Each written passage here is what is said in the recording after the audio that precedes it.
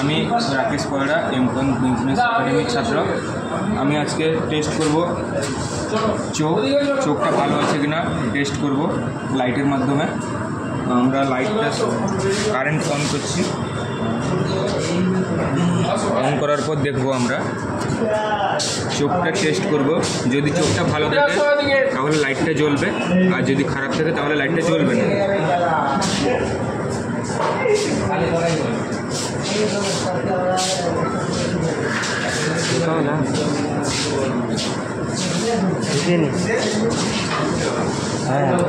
তাহলে আমরা দেখবো এই চোখটা ভালো আছে, কেননা ভালো লাইটটা জ্বলছে, তাহলে এই চোখটা ভালো আছে। আমরা এই সেম প্রসেসে স্টার্টার দেখবো ভালো আছে কি খারাপ আছে।